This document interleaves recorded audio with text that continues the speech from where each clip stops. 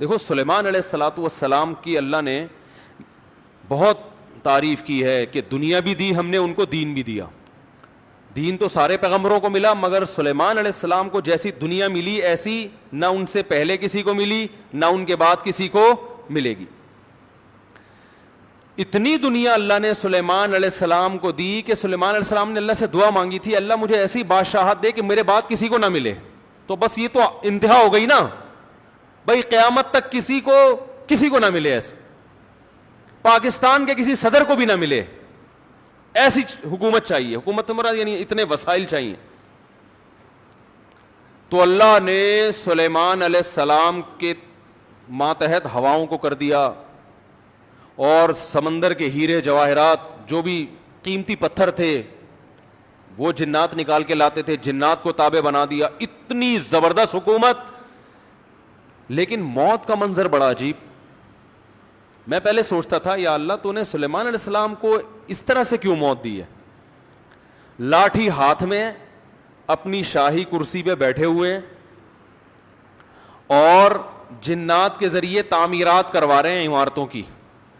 اور جنات بہت ٹینشن میں، کیونکہ جن کسی کے قابو، یہ جو عامل کہتے ہیں نا جن ہمارے قابو میں، اصل میں یہ جنات کے قابو میں ہوتے ہیں. جنات ان کا کان مروڑ ہوتے ہیں، اب یہ منتر پڑھ، چل اب یہ کر. جن ان کے قابو میں نہیں ہوتے. وہ تو سلیمان علیہ السلام کا معجزہ تھا کہ جنات کو قابو میں لے لیا انہوں نے. یہ کہاں سے، یہ کیا ان میں کون سے کچھ کیوں قابو آئیں گے؟ جن بولیں گے تم ہو کیا، تمہاری اوقات کیا ہے؟ جنات کوئی چھوٹی موٹی مخلوق تھوڑی ہے، عمریں لمبی ہوتی ہیں جنات کی. ایک آدمی گیا فلیٹ میں، کسی نے بتایا یہ خالی فلیٹ ہے، اس میں جنات بھوت ہیں، نہیں جا. اس نے کہا کوئی جن ون نہیں ہوتا. وہ خالی پڑا ہوا تھا بہت عرصے سے. وہ کہتے ہیں نا خالی عمارتوں میں جن بھوت آ جاتے ہیں. تو بہت عرصے سے خالی پڑا ہوا تھا، ان کو فنٹر بننے کا شوق تھا. لوگوں نے کہا بھائی نہیں جا اس میں بھوت ہیں. اس نے کہا کوئی بھوت نہیں ہوتا. گیا دروازہ نوک کیا، آواز آئی کون؟ کہنے لگا میں فلاں صاحب ہوں، آپ یہاں رہ رہے ہیں، میں نے سنا یہاں جنات ہیں، دروازہ کھولیے. اس نے دروازہ کھولا، عجیب سی گول گول آنکھیں. کہا بھائی میں نے سنا یہاں جنات ونات ہیں. کہہ رہے نہیں ایسی بکواس ہے، میں تو 500 سال سے رہ رہا ہوں، مجھے تو آج تک کوئی نظر نہیں آیا. کہنے لگا میں تو 500 سال سے رہ رہا ہوں، مجھے تو ابھی تک کوئی نظر نہیں. یہ بے ہوش یہی جن تھا بھائی، 500 سال سے انسان تو نہیں رہ سکتا. اچھا یہ عامل لوگ نا یہاں بیوقوف بناتے ہیں. ہم نے صحابی جن کو دیکھا ہے، کیونکہ جب یہ سنتے ہیں نا کہ جنات کی عمریں لمبی، تو 1400 سال پرانا جن بھی نکال کے لے آئیں گے. یہ الو بنانے کے علاوہ کچھ بھی نہیں ہے. صحابی جن کو دیکھا ہم نے، تابعی جن کو دیکھا ہم نے، اس جن کو دیکھا جس نے حضرت علی کی صحبت اٹھائی. سب بکواس کرتے ہیں. اور بعض ہمارے نیک لوگ بھی ان سے متاثر ہو جاتے ہیں، بڑے علماء بھی بعض ان سے متاثر ہو جاتے ہیں.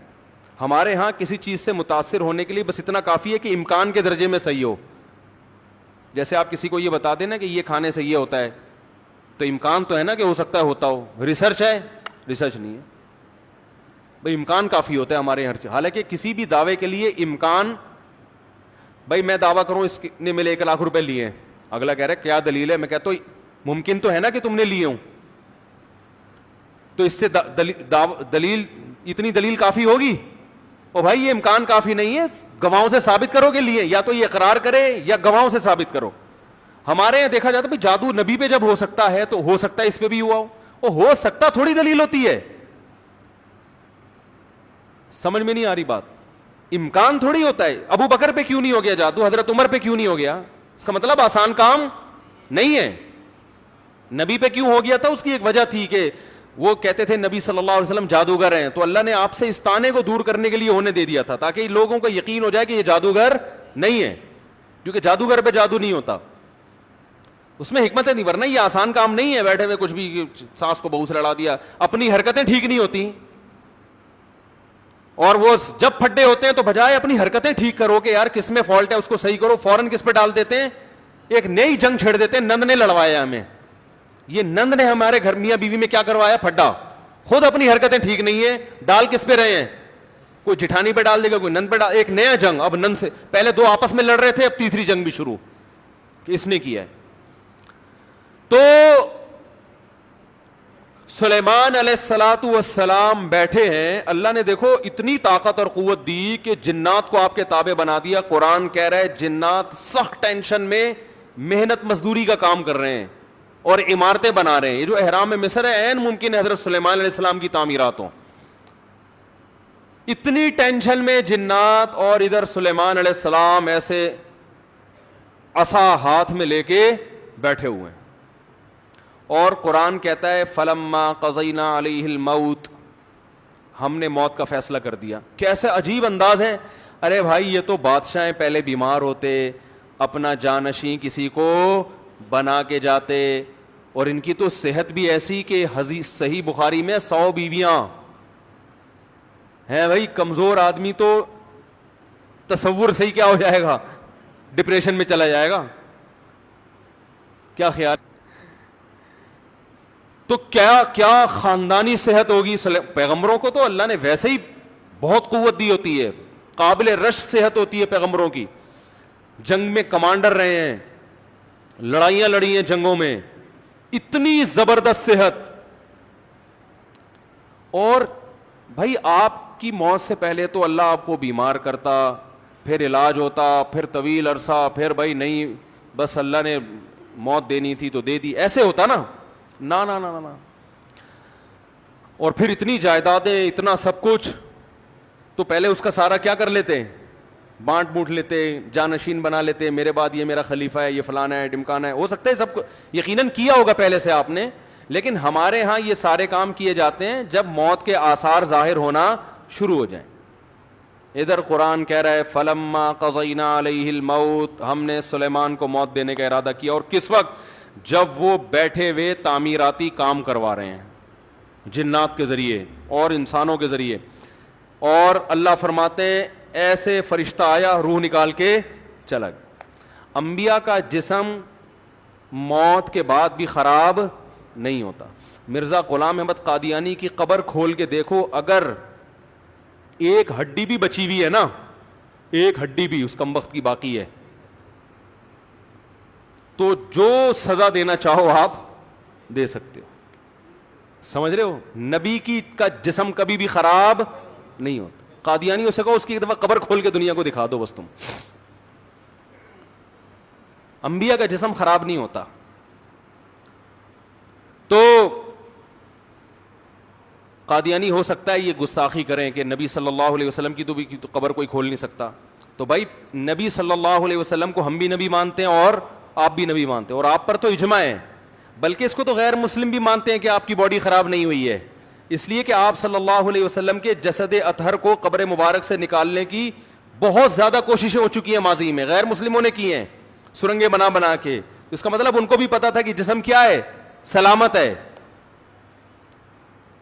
تو انبیاء کا جسم کبھی بھی خراب نہیں ہوتا. تو قرآن کہہ رہا ہے ادھر ٹیک لگا کے بیٹھے ہوئے سلیمان علیہ السلام, جسم سے روح نکلی ہے, اور پتہ نہیں کتنے دنوں تک اسی طرح ایسے ہی رہے ہیں. وہ چونکہ اس طرح سے ٹیک لگی ہوئی تھی کہ گرے نہیں ہیں. اب دیمک نے کھانا شروع کیا سلیمان علیہ السلام کی لاٹھی کو. ما دلہم علی موتہ الا دابۃ الارض تأکل من سأتہا. اللہ فرماتے ہیں زمین پر رینگنے والے کیڑے نے جب لاٹھی کو کھانا شروع کیا ہے, تو کتنے دن لگتے ہیں کیڑے کو لاٹھی کو کھانے میں. تو جب لاٹھی کو اتنا کھا لیا کہ بیلنس آؤٹ ہو گیا, تو سلیمان علیہ الصلوۃ والسلام زمین پر گر پڑے. پھر جنات کو پتا چلا کہ بھائی ان کا تو بہت دن پہلے انتقال ہو چکا ہے. اللہ فرماتے ہیں کہ اگر جنات کو پہلے سے پتا ہو جاتا کہ ان کی موت واقع ہو چکی ہے, ما لبثوا فی العذاب المہین, تو اتنی سخت ٹینشن میں جو انہوں نے دن گزارے اس ٹینشن میں وہ دن نہیں گزارتے. جیسے ہی جنات کو پتا چلا کہ ان کا انتقال ہو گیا, جس نے جہاں اینٹ لگائی تھی نا وہیں چھوڑ کے بھاگ گیا. ان کو پتا تھا قیامت تک کوئی عامل کا باپ بھی مجھے قابو نہیں کر سکتا. جو کنسٹرکشن کا کام جہاں تک تھا نا وہیں سے جنات نکل لیے.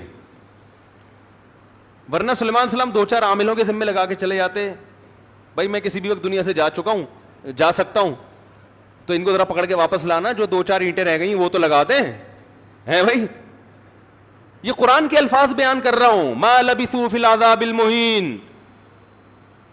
اللہ فرماتے ہیں کہ جنات کو پہلے سے پتا ہوتا نا کئی دن پہلے ان کا انتقال ہو چکا ہے, تو یہ اتنی سخت ٹینشن میں نہ ہوتے.